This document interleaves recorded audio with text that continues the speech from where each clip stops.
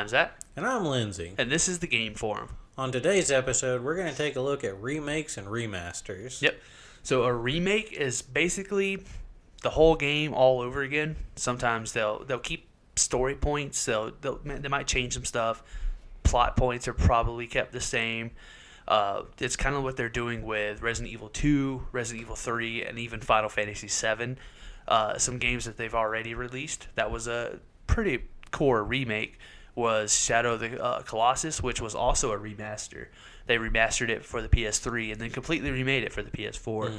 And then the Crash Insane Trilogy, which is pretty much the same game, but just completely remade from the ground up. And was it with a lot of these, like the remakes, there's a lot of new technology that didn't even exist at the time, like new lighting effects, new particle effects. Yeah. Because if you go and look at like Resident Evil 2 and compare, what was it, on the PlayStation 2? Yeah. To the PlayStation 1. PlayStation 1. Yeah. So, I mean, the technology was severely limited at the time. Yeah. Like the polygon count for the characters and really what they could do as far as game assets go. Yeah. And then looking at how that game looks now. It was impressive. It is a very pretty game, but, I mean, is totally different from the original. Yeah. Yeah, the sound that they were able to do, which would not have been done, on a previous console, sold that game. Like it was just so well done, and it really upped up the scare factor for it. And on the flip side, there's remasters, where game developers take the original assets of the game and retexture it, or try and up the resolution. For example, if you took an older PlayStation 1 game and did a remaster of it. At the time, I think most screens only outputted either 480 or 720. Yeah. So with this, it would up it to probably 1080 or 4K.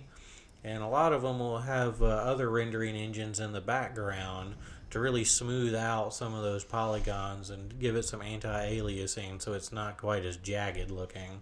And sometimes they'll go in and add new textures onto the models to really flesh it out and make it appear like a much newer game, even though it is still a square, boxy polygon figure. Yeah. Some of the remastered games include Call of Duty 4 Modern Warfare Remastered Edition, Dark Souls Remastered, Uncharted Nathan Drake Collection, Last of Us Remastered. And another interesting thing to look at, too, is when you find games in between the two consoles. For example, in Grand Theft Auto 5, it came out at the end of the PlayStation 3's lifetime. But they also made an up-resed version with better graphics for the PlayStation 4. We're probably going to see a lot of this transition in from the PlayStation 4 to the PlayStation 5 and Xbox as well. Yeah. Yeah. The Last of Us Remastered is technically part of that party too, because it did come out on the PS3. Mm-hmm. And so they didn't really do much graphically, but the frame rate was pushed, and I believe the resolution was pushed. Yeah. Also, Activision is planning on releasing several remasters and reimagined experiences this year. That could be anything from what they've already done with the Crash franchise to something completely new. Mm-hmm. Maybe Modern Warfare 2, Modern Warfare 3 remastered. Those have been rumored for sure. Yeah. Another good thing to look at, too, is with Xbox and PlayStation both really having a focus on backwards compatibility, do you think this is going to hurt the chances of some games getting remade or remastered? Yeah, I think so. I think it's going to be hit or miss. Yeah. Like games that were super popular and everyone has a ton of. Yeah. Like I think it might hold off a little since people will be able to play those games again. Yeah. I think it'll definitely up the value of some of the older games. But then too, you get into situations where there's older games people really want to play. You start seeing people do reviews on it, but it's hard to find. Yeah. And it might push people or developers to start putting out remastered and remaked versions of older games. Yeah. Now that people have a renewed interest and access to it. Yeah. I guess with the PS4 and the Xbox One, games released there are probably going to be unlikely to be remastered. Mm-hmm. Because like The Last of Us was on PS3 and then it was remastered for PS4. Yeah, well, I just mean with the backwards compatibility aspect. With The Last of Us Part 2, I don't think we're going to get that remastered for the PS5.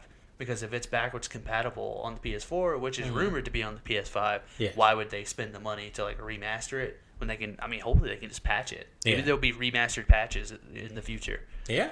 And what was it? It was one of the PlayStation 3, I think, when it could play PlayStation 2 games. Yeah. It had like a processor in it to actually like up-res them Yeah. and do some of the anti-aliasing technology to actually make the games look better than they were on the PlayStation Yep. 2. The Xbox One actually does that with the original OG Xbox games. They're not the remastered versions. They're just playing on the Xbox One, and they are better frame rate, better textures, better graphics, and I think a better resolution. But I don't know if that's due to patching or if it's just the natural like processing power of the Xbox. I think what it was is the PlayStation went with a hardware accelerator. Like they actually had the PlayStation 2 Emotion Engine chip in there with some other chips to work on it, so it worked on all PlayStation 1 and 2 games. Okay. With Xbox, it was a patching system because it's not all the games, it's most of them, like their most popular games, but some games would not work in it. So one did one way, one did the other way. Okay. So maybe it's possible. Maybe they will have PS1, 2, 3, maybe 3 and 4 for the PS5. Maybe. We'll have to see. Yeah. Sometimes developers and publishers will release a game to get it remastered and just to kind of like throw it out there, see what people think. An example is the Onimusha game. That's a game that I played, I loved, and I was never expecting that to ever come back. But they released a remaster, and it picked up some steam. It was only like $20. A lot of people were talking about it. So maybe that's Capcom being like, hey, let's just throw this out there, see how many fish buy it, and then decide if we want to, do something like official. Well, from a game developer standpoint, instead of having to go out and spend all this time making assets and making a whole game from scratch, they can essentially take the bones of a game, refresh it a little, throw it out there with very little work, and then gauge the audience reaction and say, oh man, we expected to make, $100,000 off this and we made $1 million. Maybe we should look at either rebooting the franchise or remaking it just by putting out a cheap remaster. Yeah, like with the Crash Bandicoot Insane Trilogy, that was more of a remake, but that was still Activision throwing it out there, seeing what happens, and then now there's rumors of a new Crash game. Because that one did really well. That one exploded when they put it out. And Crash Team Racing, which was also a remake, I believe, won Racing Game of the Year last year, but there wasn't like a whole lot of competition. But I mean, still, a Crash game won Racing Game of the Year through the Game Awards, so that's going to be a big deal, especially for Activision. Also, when looking at some of the games that they've remastered and remade, another one that falls into an interesting category is Rocket League. A lot of people don't know this, but Rocket League was actually pretty much just a remaster of supersonic rocket-powered acrobatic battle cars. Do what? Exactly. It was a game I actually played with a lot of my friends on the PlayStation 3 and was a lot of fun and is pretty much exactly Rocket League. It was a great game. And lastly, looking at remakes and remasters, there's one more category of reboots. Yep. So with enough interest in a game, a lot of times developers will want to remake the game but refresh it. Essentially following some of the same story beats and then sometimes following completely new stories just with some of the same characters and environments, taking it in a completely new direction. What do you think about that? Yeah, so like Mass Effect Andromeda was technically a soft reboot. It still carried what happened in the first trilogy, but it was kind of like set in a new world. It was literally them going to another galaxy. Yeah. That game had issues, but not because it was a reboot. One game that did actually work, but it had issues because it was a reboot, was DMC. That was the remake from Ninja Theory. That was it was just completely different. They still had Dante, they still had like the traditional characters, but it was a complete reboot. No one liked it to the point to where they eventually like, oh, okay, well then they made Devil May Cry 5, which continued the original trilogy or the original 4-game story. I think another reboot that did really well was the Spider-Man game, because they put out the Spider-Man game back on, what was it, PlayStation 2, 3? Yeah, there was the Sam Raimi universe. Yeah, and then, but I mean, essentially, it's the same style game. Yeah. But it doesn't really act like the other ones happened. Yeah. But I mean, the mechanics of the game are nearly identical to the old one. It's just much better graphics, new story. They just kind of took what worked, Yeah. rebooted it into a new universe and kept going with it. And that game was amazing. Yeah. I'll definitely need to play that one. Speaking of Insomniac, Ratchet and Clank, Mm-hmm. that was a remake, but it was also rebooted in the fact that like Ratchet and Clank didn't hate each other. Mm-hmm. In this one, the new one, 2016, I think. Like in the original PS2, they hated each other; they were enemies. But then on this one, they were like, "Oh, let's make them friends," and so they put that out. And then I'm guaranteeing we're getting a Ratchet and Clank 2 Mm-hmm. before Spider-Man 2, especially because I think Sony bought Insomniac. Yes. And so, like, they're going to want them to work Ratchet and Clank because the reboot was a huge success. They made And a then movie also, off that too, didn't yeah, they? yeah. Either the movie was based off of the reboot or the reboot was doing what the movie was doing. Because I think the movie was also Sony Pictures. I think Yes.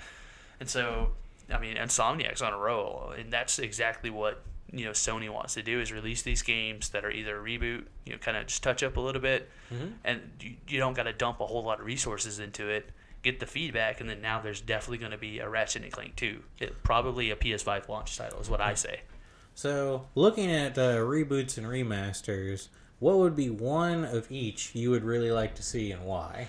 So for a remake, like a just complete ground up remake, kind of Final Fantasy VII style, Freedom Fighters. It was a game on the PS2, and it was IO Interactive that developed it. EA actually published it. Yeah, I remember getting Freedom Fighters from Blockbuster. It was just one of those games that I wasn't sure it was going to be good or not, so we just rented it, tested it out, and I do remember the gameplay. I remember I remember the soundtrack. Yeah. I don't remember it too much. I do remember the theme, the menu theme, but other than that, like the story, I don't really remember. And I would love just a remake. Like IO Interactive has left Square Enix.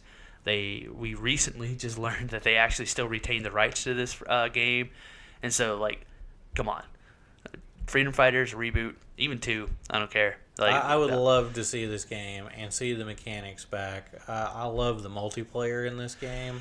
Yeah. You essentially could control bots in a split screen mode, and you would have these people that you could either to assign to like guard a base, go attack and take an enemy base, or guard a position. Yeah.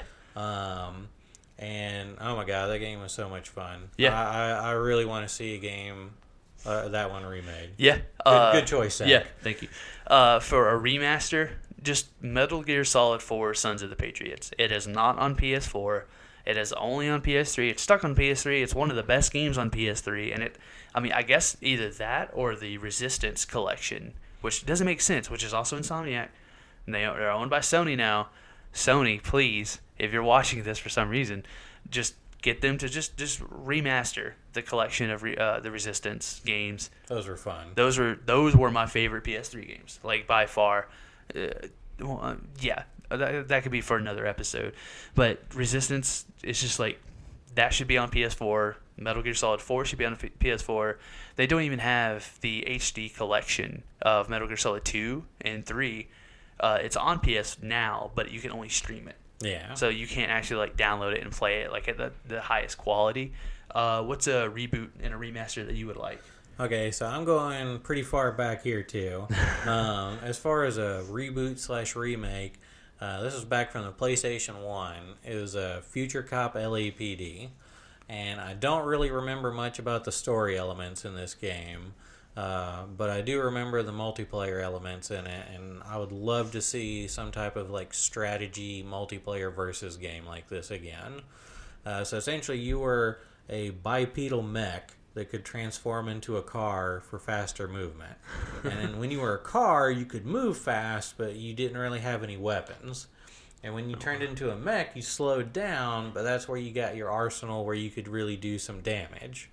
And the way the multiplayer worked is you were in like in a giant arena style combat system, and there was an opponent on the other side, and the only way to win is to spawn tanks, escort those tanks or get those tanks to the enemy base and have enough of them cross the enemy base to take their base hit points down to 0.